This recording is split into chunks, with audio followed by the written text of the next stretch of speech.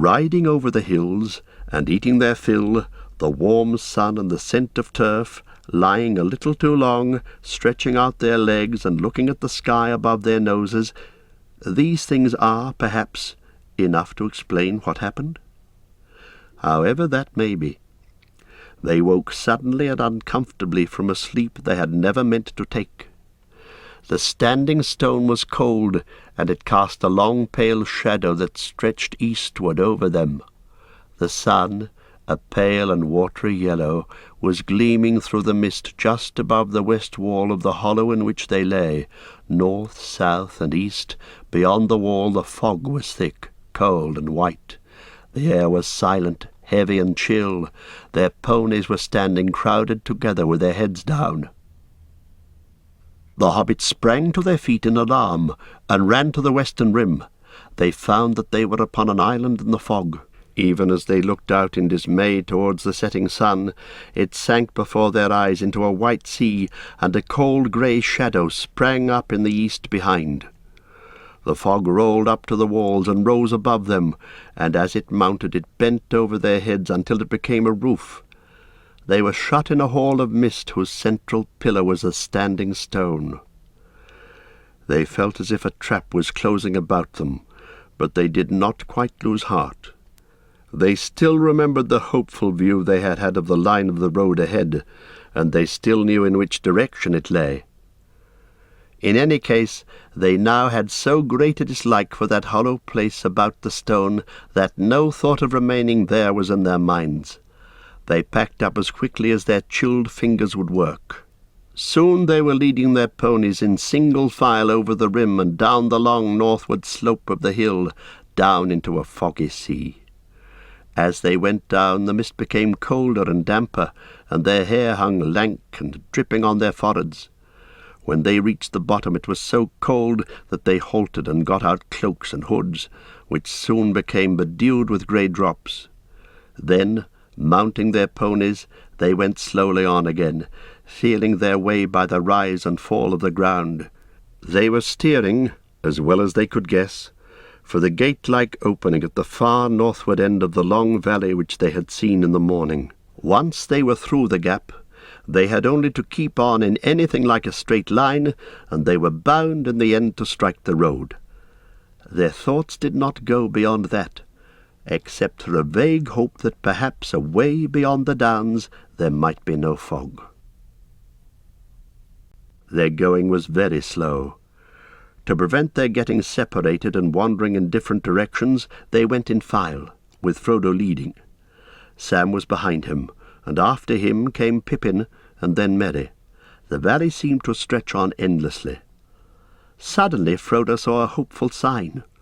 On either side ahead a darkness began to loom through the mist, and he guessed that they were at last approaching the gap in the hills, the north gate of the Barrow Downs. If they could pass that, they would be free. "Come on! Follow me!" he called back over his shoulder, and he hurried forward. But his hope soon changed to bewilderment and alarm. The dark patches grew darker, but they shrank, and suddenly he saw, towering ominous before him and leaning slightly towards one another like the pillars of a headless door, two huge standing stones. He could not remember having seen any sign of these in the valley when he looked out from the hill in the morning. He had passed between them almost before he was aware, and even as he did so, darkness seemed to fall round him. His pony reared and snorted, and he fell off. When he looked back, he found that he was alone. The others had not followed him. "Sam!" he called. "Pippin! Merry! Come along! Why don't you keep up?" There was no answer. Fear took him, and he ran back past the stone, shouting wildly, "Sam! Sam! Merry! Pippin!" The pony bolted into the mist and vanished. From some way off, or so it seemed, he thought he heard a cry, "Hoy! Frodo! Hoy!" It was away eastward, on his left as he stood under the great stones, staring and straining into the gloom. He plunged off into the direction of the call, and found himself going steeply uphill. As he struggled on, he called again, and kept on calling more and more frantically. But he heard no answer for some time, and then it seemed faint and far ahead and high above him. "Frodo! Hoy!" came the thin voices out of the mist, and then a cry that sounded like "Help! Help!" often repeated, ending with a last "Help!" that trailed off into a long wail suddenly cut short. He stumbled forward with all the speed he could towards the cries, but the light was now gone, and clinging night had closed about him, so that it was impossible to be sure of any direction. He seemed all the time to be climbing up and up. Only the change in the level of the ground at his feet told him when he at last came to the top of a ridge or hill. He was weary, sweating and yet chilled. It was wholly dark. "Where are you?" he cried out miserably. There was no reply. He stood listening. He was suddenly aware that it was getting very cold, and that up here a wind was beginning to blow, an icy wind.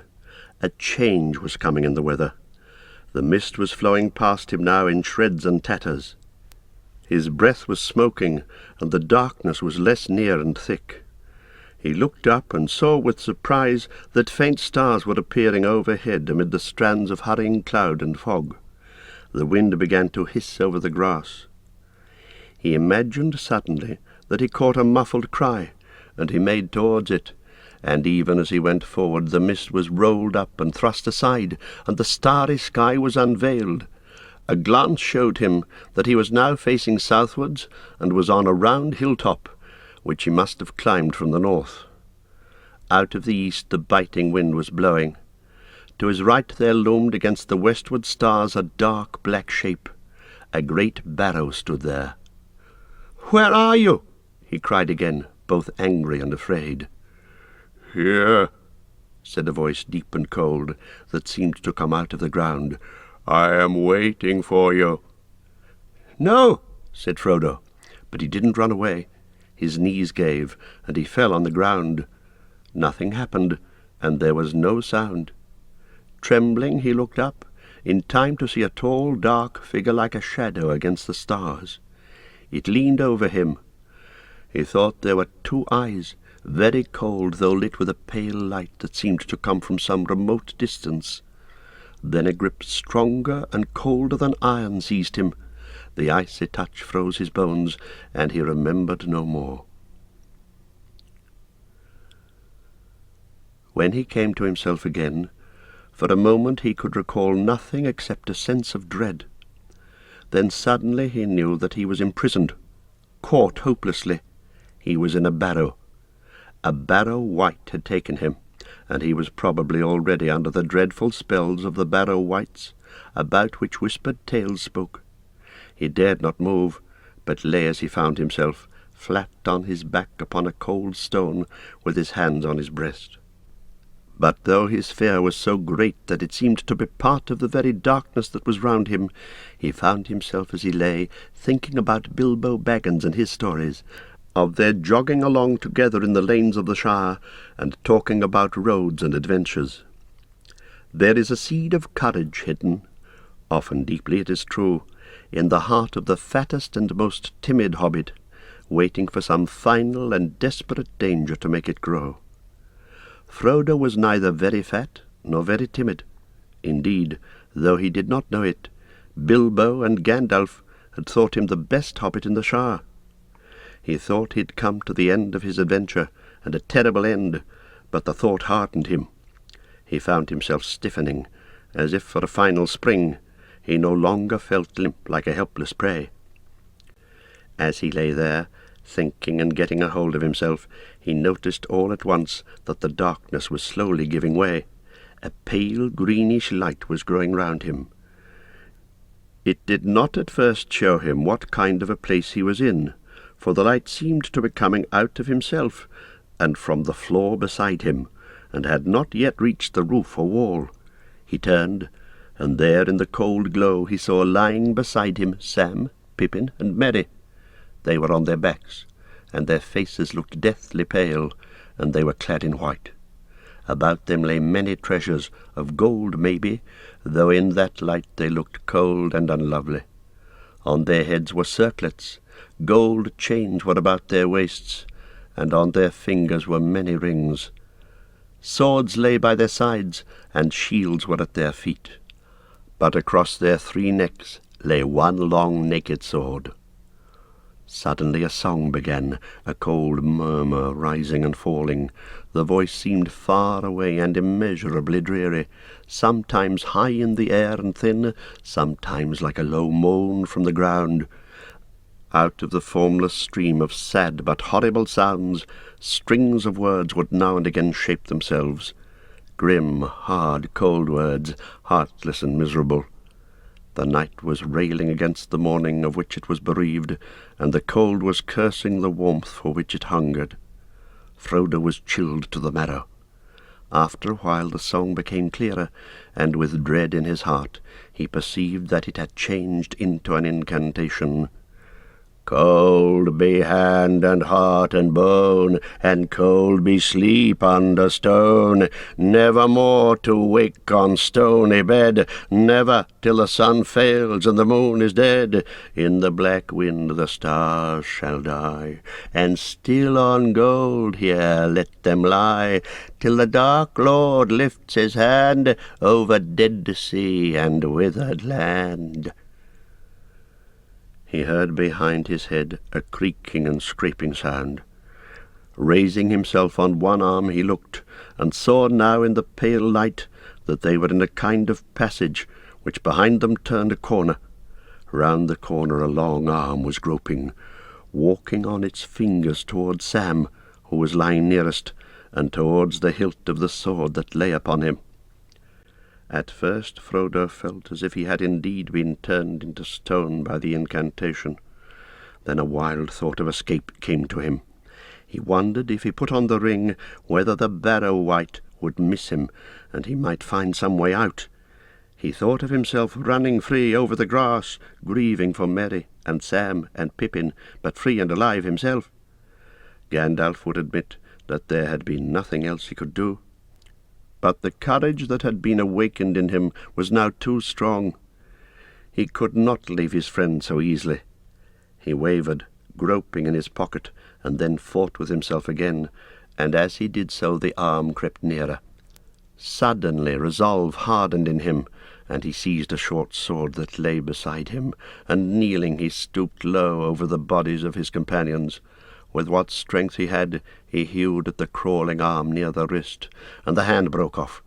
But at the same moment the sword splintered up to the hilt. There was a shriek, and the light vanished. In the dark there was a snarling noise. Frodo fell forward over Merry, and Merry's face felt cold. All at once back into his mind, from which it had disappeared with the first coming of the fog, came the memory of the house down under the hill, and of Tom singing. He remembered the rhyme that Tom had taught them. In a small, desperate voice he began, "Ho, Tom Bombadil," and with that name his voice seemed to grow strong. It had a full and lively sound, and the dark chamber echoed as if to drum and trumpet.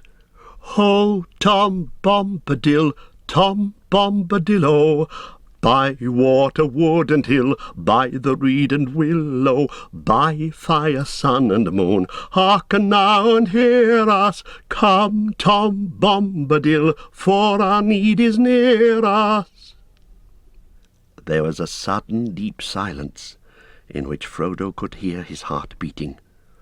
After a long, slow moment he heard plain, but far away, as if it was coming down through the ground or through thick walls, an answering voice singing, "Old Tom Bombadil is a merry fellow, bright blue his jacket is, and his boots are yellow. None has ever caught him yet, for Tom he is the master. His songs are stronger songs, and his feet are faster."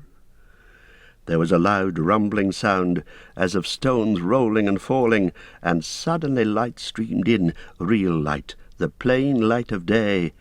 A low door-like opening appeared at the end of the chamber beyond Frodo's feet, and there was Tom's head, hat, feather, and all, framed against the light of the sun rising red behind him.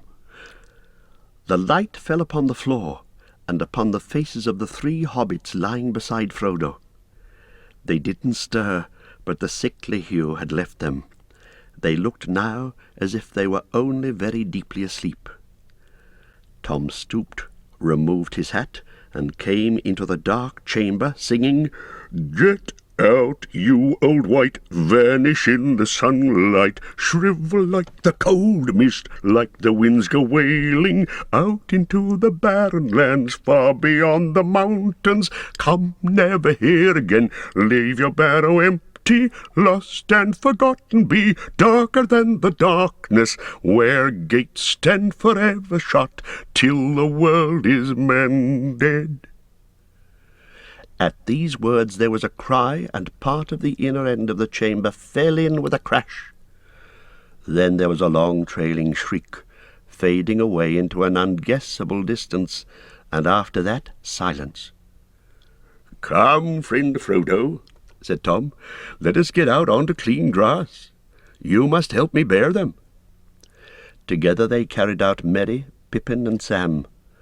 As Frodo left the barrow for the last time, he thought he saw a severed hand wriggling still, like a wounded spider, in a heap of fallen earth.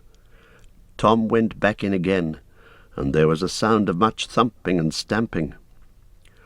When he came out, he was bearing in his arms a great load of treasure, things of gold, silver, copper, and bronze, many beads and chains and jewelled ornaments. He climbed the green barrow, and laid them all on top in the sunshine. There he stood, with his hat in his hand and the wind in his hair, and looked down upon the 3 hobbits that had been laid on their backs upon the grass at the west side of the mound. Raising his right hand, he said in a clear and commanding voice, "Wake now, my merry lads, wake and hear me calling. Warm now be heart and limb, the cold stone is fallen, dark door is standing wide, dead hand is broken, night under night is flown, and the gate is open." To Frodo's great joy the hobbits stirred, stretched their arms, rubbed their eyes, and then suddenly sprang up. They looked about in amazement, first at Frodo, and then at Tom standing large as life on the barrow top above them, and then at themselves in their thin white rags, crowned and belted with pale gold, and jingling with trinkets. "What in the name of wonder?" began Merry, feeling the golden circlet that had slipped over one eye. Then he stopped, and a shadow came over his face, and he closed his eyes. "Of course, I remember," he said. "The men of Carn Dum came on us at night, and we were worsted. Ah, the spear in my heart!" He clutched at his breast. "No, no," he said, opening his eyes. "What am I saying? I've been dreaming. Where did you get to, Frodo?" "I thought that I was lost," said Frodo, "but I don't want to speak of it. Let us think of what we are to do now. Let us go on." "Dressed up like this, sir?" said Sam. "Where are my clothes?" He flung his circlet, belt, and rings on the grass, and looked round helplessly, as if he expected to find his cloak, jacket, and breeches, and other hobbit garments lying somewhere to hand. "You won't find your clothes again," said Tom, bounding down from the mound, and laughing as he danced round them in the sunlight. One would have thought that nothing dangerous or dreadful had happened, and indeed the horror faded out of their hearts as they looked at him and saw the merry glint in his eyes. "What do you mean?" asked Pippin, looking at him, half puzzled and half amused. "Why not?" But Tom shook his head, saying, "You've found yourselves again out of the deep water. Clothes are but little loss if you escape from drowning. Be glad, my merry friends, and let the warm sunlight heat now heart and limb. Cast off these cold rags, run naked on the grass, while Tom goes a-hunting." He sprang away downhill, whistling and calling. Looking down after him, Frodo saw him running away southwards along the green hollow between their hill and the next, still whistling and crying, "Hey now, come hoy now, whither do you wander? Up, down, near or far, here, there or yonder, sharp ears, wise nose, swish tail and bumpkin, white socks, my little lad, and old fatty lumpkin." So he sang, running fast, tossing up his hat and catching it, until he was hidden by a fold of the ground. but for some time his "Hey now, hoy now" came floating back down the wind, which had shifted round towards the south. The air was growing very warm again. The hobbits ran about for a while on the grass, as he told them. Then they lay basking in the sun, with the delight of those that have been wafted suddenly from bitter winter to a friendly clime, or of people that, after being long ill and bedridden, wake one day to find that they are unexpectedly well, and the day is again full of promise. By the time that Tom returned, they were feeling strong and hungry. He reappeared, hat first, over the brow of the hill, and behind him came, in an obedient line, 6 ponies, their own 5 and 1 more. The last was plainly old Fatty Lumpkin. He was larger, stronger, fatter, and older than their own ponies. Mary, to whom the others belonged, had not, in fact, given them any such names, but they answered to the new names that Tom had given them for the rest of their lives. Tom called them one by one, and they climbed over the brow and stood in a line. Then Tom bowed to the hobbits. "Here are your ponies now," he said. "They've more sense, in some ways, than you wandering hobbits have, more sense in their noses, for they sniff danger ahead, which you walk right into, and if they run to save themselves, then they run the right way. You must forgive them all, for though their hearts are faithful, to face fear of Barrow wights is not what they were made for. See, here they come again, bringing all their burdens." Merry, Sam, and Pippin now clothed themselves in spare garments from their packs, and they soon felt too hot, for they were obliged to put on some of the thicker and warmer things that they had brought against the oncoming of winter. "Where does that other old animal, that Fatty Lumpkin, come from?" asked Frodo. "He's mine," said Tom, "my 4-legged friend, though I seldom ride him, and he wanders often far, free upon the hillsides. When your ponies stayed with me, they got to know my Lumpkin, and they smelt him in the night, and quickly ran to meet him. I thought he'd look for them, and with his words of wisdom take all their fear away. But now, my jolly Lumpkin, old Tom's going to ride. Hey, he's coming with you, just to set you on the road, so he needs a pony. For you cannot easily talk to hobbits that are riding when you're on your own legs, trying to trot beside them." The hobbits were delighted to hear this, and thanked Tom many times, but he laughed, and said that they were so good at losing themselves that he would not feel happy till he had seen them safe over the borders of his land. "I've got things to do," he said, "my making and my singing, my talking and my walking, and my watching of the country. Tom can't be always near to open doors and willow cracks. Tom has his house to mind, and Goldberry is waiting." It was still fairly early by the sun, something between 9 and 10, and the hobbits turned their minds to food. Their last meal had been lunch beside the Standing Stone the day before. They breakfasted now off the remainder of Tom's provisions, meant for their supper, with additions that Tom had brought with him. It was not a large meal, considering hobbits and the circumstances, but they felt much better for it. While they were eating, Tom went up to the mound and looked through the treasures. Most of these he made into a pile that glistened and sparkled on the grass. He bade them lie there, "free to all finders, birds, beasts, elves or men, and all kindly creatures, for so the spell of the mound should be broken and scattered, and no wight ever come back to it." He chose for himself from the pile a brooch set with blue stones, many shaded like flax flowers or the wings of blue butterflies. He looked long at it, as if stirred by some memory, shaking his head, and saying at last, "Here is a pretty toy for Tom and for his lady. Fair was she who long ago wore this on her shoulder.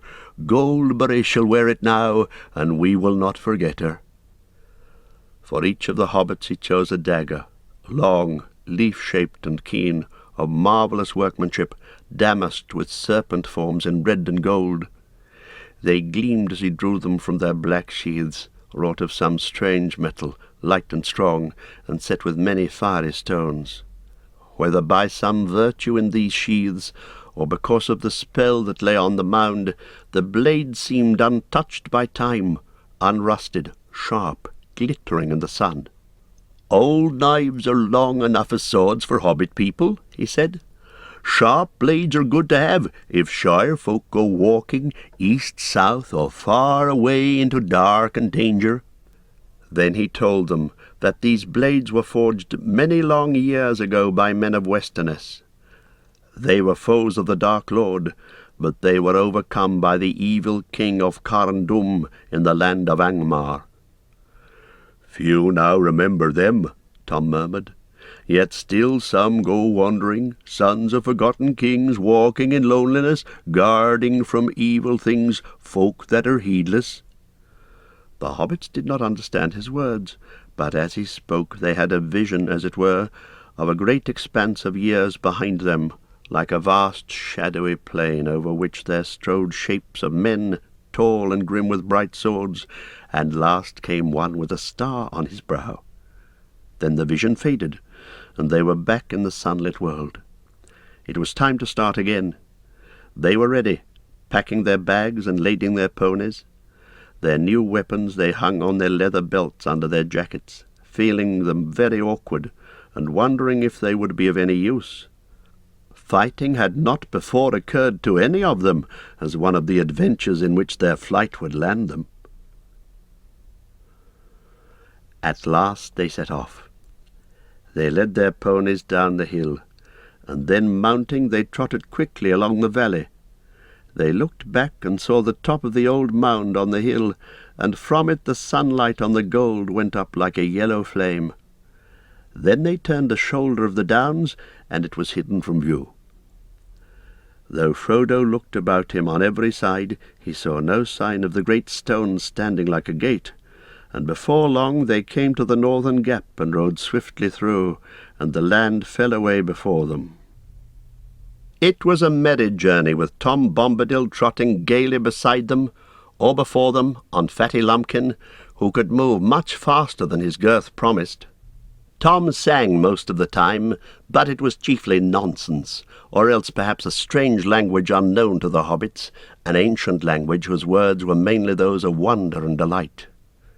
They went forward steadily, but they soon saw that the road was further away than they had imagined.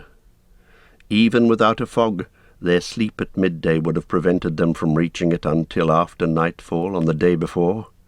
The dark line they had seen was not a line of trees, but a line of bushes growing on the edge of a deep dike, with a steep wall on the further side. Tom said that it had once been the boundary of a kingdom, but a very long time ago. He seemed to remember something sad about it, and wouldn't say much. They climbed down and out of the dike, and through a gap in the wall, and then Tom turned due north, for they had been bearing somewhat to the west. The land was now open and fairly level, and they quickened their pace, but the sun was already sinking low when at last they saw a line of tall trees ahead, and they knew that they had come back to the road after many unexpected adventures. They galloped their ponies over the last furlongs and halted under the long shadows of the trees. They were on the top of a sloping bank, and the road, now dim as evening drew on, wound away below them. At this point it ran nearly from southwest to northeast, and on their right it fell quickly down into a wide hollow. It was rutted and bore many signs of the recent heavy rain. There were pools and potholes full of water. They rode down the bank and looked up and down. There was nothing to be seen. "Well, here we are again at last," said Frodo. "I suppose we haven't lost more than 2 days by my short cut through the forest, but perhaps the delay will prove useful. It may have put them off our trail." The others looked at him. The shadow of the fear of the Black Riders came suddenly over them again. Ever since they had entered the forest, they had thought chiefly of getting back to the road. Only now, when it lay beneath their feet, did they remember the danger which pursued them, and was more than likely to be lying in wait for them upon the road itself.